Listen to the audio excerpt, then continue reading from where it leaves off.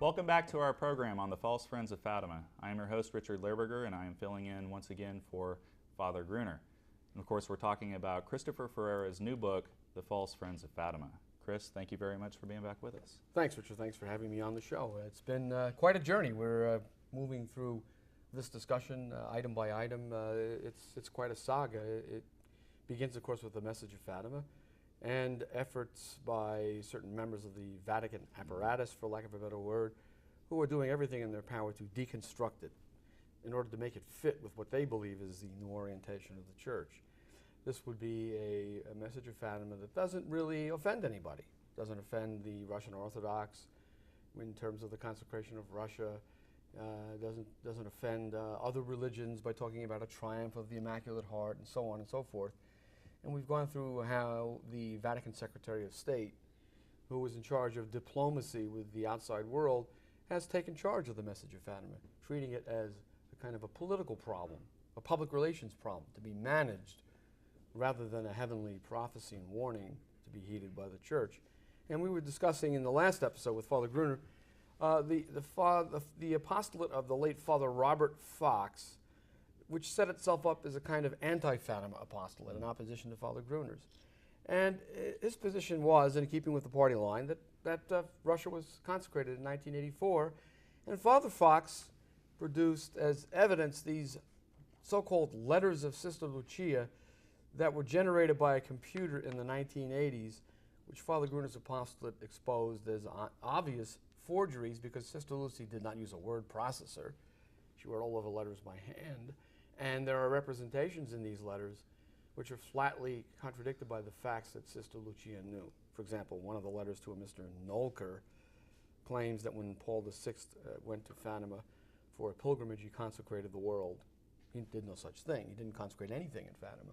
Yeah, and precisely in Sister Lucy, there's no way that she would have made that kind of a mistake. But in she the was book, there. Sure. And in the book, I say it wouldn't matter whether or not they could generate these letters from Sister Lucy because you have a lifetime of testimony from her to the effect that Our Lady called for the specific consecration of Russia by the Pope, together with the bishops, in a public ceremony. And I go through some of those testimonies in the book. Yeah, precisely. And, you know, in terms of the party line, that's one of the things that they have to do. In addition to subverting the message by creating lies about it, at the same time, they also have to ignore a mountain of evidence that totally dismantles their position. And so the party line ignores Sister Lucy's lifetime of testimony, and I actually have a quote here from you, I think, about the necessity of an explicit consecration of Russia by name in a public ceremony conducted jointly by the Pope and the Catholic bishops of the world, end quote.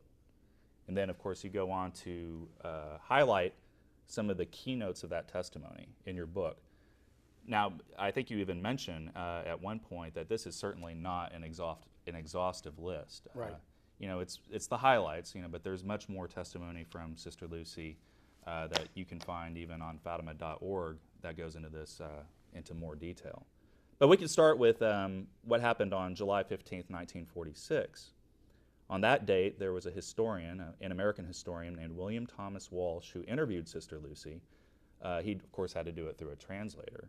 But it was for his book, Our Lady of Fatima. Which sold about 1 million copies, by the way. It was a huge runaway bestseller. And I believe it was page 221 of that book that William Thomas Walsh records the testimony of Sister Lucy. And he has this to say. He says, Lucia made it plain that Our Lady did not ask for the consecration of the world to her Immaculate Heart. What she demanded specifically was the consecration of Russia. And then he goes on to quote Sister Lucy here. What Our Lady wants is that the Pope and all the bishops in the world shall consecrate Russia to her Immaculate Heart on one special day. If this is done, she will convert Russia and there will be peace. If it is not done, the errors of Russia will spread through every country in the world. End Again, quote. that's in a best-selling book. 1 million copies were sold, and this was at a time when the message of Fatima was uppermost in the minds of Catholics, and everyone in the Church who knew anything about the subject was waiting for the publication of the third secret of Fatima in 1960. absolutely. But she went on to say many other things. I think you have a couple of other examples you might want to share with the viewers. Well, yeah, sure. And I just wanted to say real briefly in terms of this 1946 testimony, you know, given the fact that 1 million copies of that book sold, you know, Sister Lucy had every opportunity to recant her testimony that was attributed to her if it was false, and of course she never did. In 1952, now this is actually an apparition of the Virgin Mary in 1952 to Sister Lucy that I think is important to interject here. In May, the Virgin appeared to Sister Lucy and gave her a message, and quoting the words attributed to Our Lady by Sister Lucy. Quote, "Make it known to the Holy Father that I am always awaiting the consecration of Russia to my Immaculate Heart. Without the consecration, Russia will not be able to convert, nor will the world have peace." And that was published in 1960. I can't remember the exact name of the publication, but it was under the auspices of the Italian Episcopate. So, I mean, it's, you know, from a high-ranking publication talking about these words from the Mother of God that Sister Lucy had imparted. We can go on to 1982. On May the 12th, there was a priest by the name of Father Umberto Maria Pasquale, if I'm pronouncing that correctly. This is very important because this ended up being published in the L'Osservatore Romano. Yeah. So Father Pasquale, he had an interview with Sister Lucy. As you said, it appeared in L'Osservatore Romano, which is the Pope's own newspaper. Right. And he had this to say. "Sister, I should like to ask you a question. Has Our Lady ever spoken to you about the consecration of the world to her Immaculate Heart?" And then he records this as Sister Lucy's response. "No, Father Umberto, never." No? Never? Never, yeah. Okay. "At the Cova de Iria in 1917, Our Lady had promised, 'I shall come to ask for the consecration of Russia.' In 1929 at Tui, as she promised, Our Lady came back to tell me that the moment had come to ask the Holy Father for the consecration of that country," meaning Russia, of course. Now, of course, one of the fictions promoted by the promoters of the party line is that Lucia, I believe Carlos Evaristo mentioned this in his bogus pamphlet, Lucia and the other two seers thought that Russia was a woman. Yeah, a it's strange ridiculous. woman who would spread her errors throughout the world. Ludicrous. She knew quite well that Our Lady was talking about a nation. Absolutely. And Sister Lucy actually confirmed these statements in an April 13th, 1980 letter to Father Umberto. And I know you reproduced that in your book, and I believe that was also reproduced in L'Osservatore Romano as corroboration of what Sister Lucy had said to Father Pasquale. Okay, we can move on now to March 19th, 1983. On that date, Sister Lucy met with Archbishop Portaluppi, who was the papal nuncio to Portugal at the time, Dr. Lacerda, and Father Messias Coelho. So on this occasion, on March 19th, she said, quote, "In the act of offering of May 13th, 1982, so now we're going back to the 1982 consecration of the world, which even the Blue Army initially tried to pass off as the consecration of Russia at the time. In the act of offering on May 13th, 1982, Russia did not appear as being the object of the consecration, and each bishop did not organize in his own diocese a public and solemn ceremony of reparation and consecration of Russia." Now, notice she says two things there. Russia must appear to be the object of the consecration, but the object of the party line is to hide Russia as the object of the consecration and then declare that Russia has been consecrated.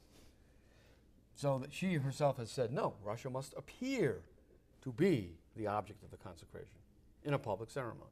In other words, the argument that, well, the Pope consecrated the world, and since Russia is part of the world, and God certainly knew what he meant, that passes off as the consecration of Russia. No, Russia has to be named specifically. Why, though? Because as our Lord explained to Sister Lucia, he wanted the world to see the connection between the public mention of Russia and the conversion of Russia thereafter as a sign of Mary's intercessory role. The power of the Virgin as the intercessor of God's graces, so that the whole world would see this was a Catholic event brought about Precisely. by a papal action. Precisely. Not a hidden event that would have ambiguous interpretations later on. No, it would be clear and definitive. Everyone on earth would realize that the peace that ensued from the act of consecration was directly attributable to the Virgin Mary. So it's not just a bunch of nitpicking. this is for the benefit of the world. The world will never understand that Russia was converted because Russia was consecrated to the Immaculate Heart of Mary, unless Russia is mentioned. Then there can be no doubt of the connection between the two events. And when God says do something, you do it. You don't compromise and say, well, how about this, God? Well, will this do instead? You don't negotiate with the God that made us. Exactly. So we can go back to this March 19th, 1983 statement that Sister Lucy made to Archbishop Portaluppi, Dr. Lacerda, and Father Coelho. She goes on to say, Pope John Paul II, this is referring to the 1982 consecration of the world, Pope John Paul II simply renewed the consecration of the world executed by Pius XII on October 31st, 1942. From this consecration, we can expect some benefits, but not the conversion of Russia, end quote. And of course, the reason that we cannot expect the conversion of Russia is because Russia isn't named. Yeah, well, duh, to put it crudely. That's simply a statement of the obvious. But so much of what we're saying about the party line is a statement of the obvious, which the party line attempts to deny. That's what a party line is, to return to our theme. The party line is explicitly promulgated to deny an obvious truth, to make you say, as Winston Smith says in George Orwell's 1984, finally when they break him down, all right, 2 + 2 is 5. I agree. Yeah, they figure if they hammer it away enough of the time and to as many people as they can, finally people will just say that up is down and down is up. Right. Okay, we can actually move on now to March 22nd, 1984. On that date, Mrs. Eugenia Pestana, who was a longtime friend of Sister Lucy, visited the sole surviving figure of Fatima in her convent at Coimbra. Now, this is March 22nd, 1984. This is 3 days before Pope John Paul II is going to consecrate the world. She was being asked, well, what do you think of this ceremony? Which is a repeat of the 1982 ceremony, which she had already said was not sufficient to bring about what Our Lady promised, even if it might produce some benefits. Now they're asking her, well, what about this one? It's apparently the same ceremony. And what does she say? Yeah, so Mrs. Pestana asked, so Lucy, then Lucia, Sunday, March 25th, 1984, is the consecration? Question mark. And of course, Sister Lucy, knowing the text of John Paul's consecration, knowing what he's going to say 3 days later, she declared negatively, quote, that consecration cannot have a decisive character, end quote. She said something after that 1984 ceremony, too. It was reported in Sol de Fatima magazine. Yeah, precisely. That's actually what I have next. Official publication of the Blue Army. The same Blue Army that right around 1985 was surrendering and abandoning all efforts for the consecration of Russia. Tell the viewers what Sol de Fatima magazine reported Sister Lucy having said about the 1984 ceremony. Sure. The second attempt to do what had failed in 1982. Yes, and this is the September 1985 issue of the Blue Army Sol de Fatima magazine. This is what she had to say about the 1984 consecration. Quote, there was no participation of all the bishops, and there was no mention of Russia, end quote. She answered no to the direct question, so the consecration was not done as requested by Our Lady, whoever the interviewer had conducted this interview with Sister Lucy. To which the seer added, quote, many bishops attached no importance to this act, end quote. So the answer is no. And now this is Sister Lucy speaking to an interrogator, someone who's questioning her in her presence. Her own words are in the negative. This is what she says, candidly, in a face-to-face encounter. Now, 4 years later or thereabouts, suddenly these mysterious computer-generated letters appear, to which we are told Sister Lucy appended her signature at the end. She didn't say this to anybody. She didn't even write the letter by her own hand. Someone printed it off on a computer and they claim that she signed it. That has been contested. But let's assume, for sake of argument only, that these computer-generated letters represent someone's attempt to get Sister Lucy to change her testimony, and that under pain of obedience, she did so. Let's assume that, for the purposes of argument. Why have they not even acknowledged, the perpetrators of these letters, that she changed her testimony? Why have they not said, yes, she did say that before, but Lucy changed her mind? Why have they not said the witness changed her mind?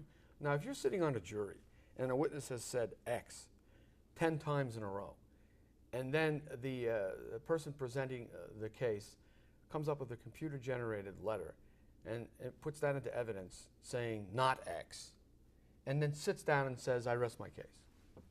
What is the jury going to make of that? Well, why didn't this lawyer tell me? Or why didn't they produce the witness? Why didn't they produce? Why didn't they it? produce the witness to explain her change of testimony? Why did this lawyer even fail to mention that she changed her testimony? This is very curious, and the reason they don't explain the change of testimony is that there hasn't been a change of testimony. And they're worried that if they actually do produce, of course at the time, if they actually do produce Sister Lucy, she's going to tear down all the fabrications that they've asserted as the truth. I'll put it another way. The witness tells you 5 times to your face X, and then someone comes along with a piece of paper, not the witness herself, signed by the witness saying not X. Don't you have a little bit of suspicion about that piece of paper? Yes, you do. And very curiously, in the Vatican press conference of June 26, 2000, we saw introduced as the only evidence of Sister Lucia's change of testimony, supposed change of testimony about the consecration of Russia, the letter to Mr. Nolker, one of these computer-generated From letters. November 8th, 1989. That's right. the solitary piece of evidence. Nowhere in the presentation by the Vatican on June 26, 2000, did the Vatican say that Sister Lucia had told Cardinal Sodano, then Archbishop Bertone, Cardinal Ratzinger, much less the Pope, that she had changed her mind or changed her testimony. No, it's just this letter from Mr. Nolker of dubious authenticity. Now, at that time, Cardinal Bertone had full access to the seer. All he had to do was go to her and say, well, Sister Lucia, have you changed your mind? Is the 1984 ceremony that you said in 1984 was not sufficient now sufficient? Have you changed your mind? And why did you change your mind? No, he never did that. He didn't even go to her and say, here's this letter from Mr. Nolker saying that you said the consecration is done. Is that your signature? Yeah, we have no way of knowing. It didn't even ask her to authenticate her own signature when they had complete access to the seer at any time. Don't you find that a bit suspicious? Oh, it's extremely suspicious. I mean, if they obviously don't want to produce the seer because she's going to testify contrary to what they put forward. Now, So- correct me if I'm wrong here, but the Fatima Center, and I don't know how much time you want to spend on this, but just as a point to make, actually had one of the letters, one of the 5 fake letters that are attributed to Sister Lucy, had a forensic handwriting expert look at the signature, and undeniably it was a forgery. I have no reason to doubt the opinion of the expert. But we don't have to rest our case on proving that the signature was a forgery. Let's assume the signature was true. Let's assume they printed out a letter and they told Sister Lucia, sign it. Where's the explanation for this about face? And it's a matter of common sense. If the light was green for 10 years and the witness now says, oh, the light was red, we have a problem with that witness, don't we? The witness has been compromised. Yes. Either the witness has been compromised into telling an untruth, or the written change of testimony is not her testimony. There are no two ways about it. You can't get away with just presenting a piece of paper saying, the light was red even though I said it was green for 20 years before. I mean, that's exactly what they've done. So with that problem before us, the entire claim falls. We have to believe that Lucia never really changed her testimony. And even if she did, under pressure, it wouldn't make any difference, because it's a matter of common sense, as she insisted, that you have to mention Russia in order to consecrate Russia. Now, in the last episode, we were talking about Father Fox's problem. If he's going to maintain that Russia was consecrated in 1984, where is the conversion of Russia? He first attempted to argue that, well, it's a return to Russian Orthodoxy, because Russian Orthodoxy is a sister church of the Catholic Church. And in the last And then you demonstrated that 94% of the Russian Orthodox in the nation of Russia don't actually even practice their faith. But more important than that, I demonstrated that the Vatican itself, in the document issued by the Congregation for the Doctrine of the Faith, utterly rejects the idea that Russian Orthodoxy is a sister church, and specifically said that to call the Orthodox Church a sister church will place it on the level of the one holy Catholic and Apostolic Church confessed in the Creed, whose real existence is thus obscured. Father Fox, then, is obscuring the identity of the Catholic Church, or I should say in the past tense since he's no longer with us, he was obscuring the identity of the church when he tried to say that the conversion of Russia is a return to Russian Orthodoxy. It's not even true on that basis. But more important, what about the Catholic Church in Russia? As I show in my book, after the 1984 so-called consecration of Russia, which I call the consecration that wasn't, the situation in the Catholic Church deteriorated. So that in 1997, the Russian parliament passed a law on freedom of conscience. And the effect of this freedom of conscience law was to give protected legal status to Russian Orthodoxy, Judaism, Islam, and Buddhism as protected religions, but not the Catholic Church. So the Catholic Church was treated as essentially a foreign religious body with limited rights to be in Russia. And don't the clergy, the Catholic clergy in Russia, every so often have to renew their visitors' visas, which can be revoked at any time and for any reason? That's right. And in fact, the law was updated, I believe, in 2000 to compel all Catholic clergymen in Russia to leave the country at the expiration of their 90-day visas. So they have to leave, and then they have to apply for a new visa. So they're required to be out of the country for roughly half a year, every year. You can't seek any roots in the Sure. church, for the church in Russia, if the Catholic clergy of Russia, almost all of whom are foreign-born, there are almost no Russian priests. So in addition to being a minority, they don't even get to spend half the year in the country in which they're trying to put into practice the Catholic faith and bring people to the Catholic faith. Yes, as a matter of fact, this law was used to expel the secretary of the Russian Catholic Bishops' Conference, such as it is. That's Father Stanislaw Opiela, who was denied an entry visa 3 times without explanation. He couldn't get back into Russia. And he said, and I'm quoting from my book, "I don't think I'll try again. It's just not worth it." So they got rid of the secretary of the Russian Bishops' Conference. Maybe there'll be some kind of protest, he said. And then the former head of the apostolic administration of the Catholic Church in Russia, Bishop Jerzy Mazer, was also expelled from Russia. Expelled. The head of the Catholic presence in Russia kicked out of Russia in April of 2002. Unbelievable. And so he ended up having to leave the country.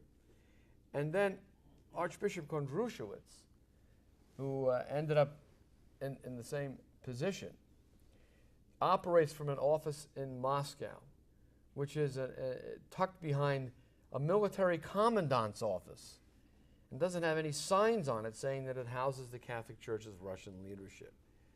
And Kondrushewicz issued a statement in 2002, and he said this about the state of Russia, the Catholic Church in Russia in 2002. Catholics in Russia asked themselves, what will happen next? Are the constitutional guarantees valid also for them, including liberty of conscience and the right to have their own pastors? Perhaps the state really considers Catholics second-class citizens. Are they, meaning the state, returning to the times of persecution of the faith? The expulsion of a Catholic bishop, meaning Bishop Mazer, who has not violated any law, surpasses all imaginable limits of civilized relations between the state and the church. With grave worry, we express our decisive protest in respect to violation of the constitutional rights of Catholics. Where's the conversion of Russia? Taking this statement, we're supposed to take those words that you just read as an indication of the fulfillment of a promise by the Virgin Mary of what will take place after the consecration of Russia. Yes, the official persecution of the Catholic Church in Russia is the conversion of Russia. It makes no sense. And in terms of the number of Catholics in Russia, there are no more Catholics in Russia today, probably even fewer, than there were at the time of the Russian Revolution. And the growing religion in Russia is Islam. That's right. Yeah. I think the Muslims outnumber the Catholics in Russia by 9 or 10 to 1. Yeah, I find it very difficult to believe that Our Lady came to Fatima, Portugal, with her message for the 3 children to give to humanity so that Islam could spread throughout the nation of Russia. Right. But then Father Fox, confronted with these realities, was also saying something along the lines of, well, there's been some kind of a moral transformation in Russia. But as a matter of fact, we've pointed out time again on this show, there hasn't even been a moral conversion. I mean, Russia is being decimated by abortion, alcoholism. The moral life of the Russian people is descending into an abyss based on the pervasive pornography. Russia is the child pornography center of the world. There's been a total moral collapse in Russia. Even Vladimir Putin is so concerned about the situation that they're now offering incentives to women to have children. Yes, I heard about this. And there's even some attempt to put some restrictions on abortion on demand in Russia in the hope of restoring a declining Russian population. Yeah, it's something on the order of 700,000 Russians a year they're losing population in their population per year. So Father Fox, sad to say, went to his grave insisting that 2 + 2 = 5, like a good proponent of the party line. He went to his death denying the obvious and attacking Father Gruner for affirming the obvious. But that was his job, you see. If you're going to receive official approval for your Fatima apostolate, you must parrot the party line. And we're going to see that as we go through the rest of my book. We're going to see that being done by organizations, all of whom have official approval. And I guess we can get into that in the remaining episodes in this series. Absolutely, and still we're not done with Father Fox. We may need to go into this more in the next episode. But there's a tie-in with something that happened at the Fatima Shrine back in 2003 with Monsignor Guerra, yes, which the Father Fox endorses. Yes, Father Fox in his cover-up of the interreligious doings or shenanigans at the Fatima Shrine. And maybe we can get into that in the next episode. Yes. That's all the time we have for this episode. Thank you very much for joining us. If you want to find out more about Our Lady's message, you can always go to fatima.org, and please petition the Pope for the consecration of Russia, because it is the only path to world peace. As Father Gruner has said in the past, please pray the Rosary every day. And please join us for our next episode with Christopher Ferreira as we continue to discuss the false friends of Fatima. God bless you, and we'll see you then.